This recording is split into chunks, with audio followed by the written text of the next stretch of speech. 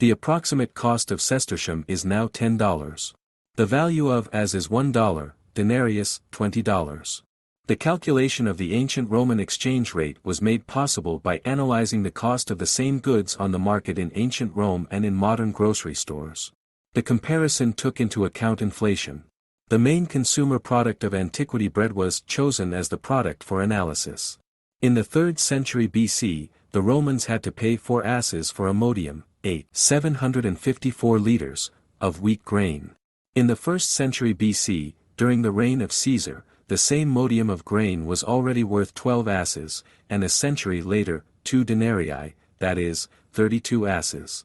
In total, calculating the ancient Roman exchange rate, you can calculate that the modern $100 is equal to 5 denarii. If you find yourself in ancient Rome with such a sum in your pocket, what can you buy with this money? Those who do not endanger themselves do not acquire valuable goods. Therefore, you can take a chance and go to the camp of the Spartacus rebels.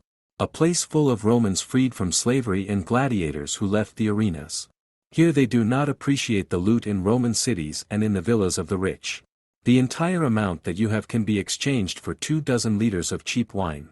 Rebels for such goods will give you many times more than you spent and pay with gold jewelry. However, strangers often turn out to be unsightly to them. In this case, you will simply be killed, and the wine will be taken away. There are also safer ways to spend your savings.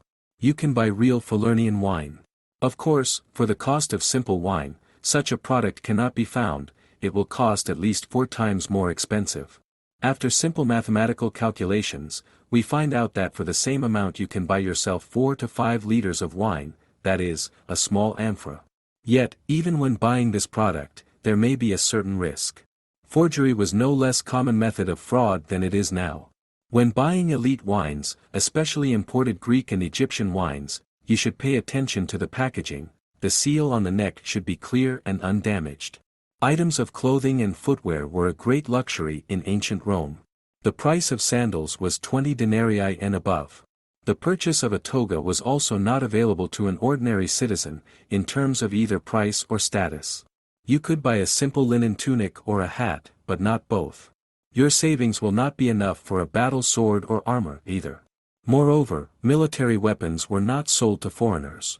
But even if you were a local, your money would only be enough for a couple of arrowheads. You definitely cannot afford Roman armor, and you could try your luck with gladiator armor and weapons, but they usually cost several tens of denarii. You could go to the Roman bathhouse for just 1 as and in some cases even free. However, masseurs and barbers had to submit a coin for their services. Spectacles were also inaccessible to foreigners, and you would not have had the opportunity to get to gladiator fights. Nevertheless, you could take your heart out and eat a hearty meal in Thermopolia, ancient Roman eateries. They were available to all customers. Lunch would cost 5 as, and a pleasant continuation of the evening with a girl, in denarius.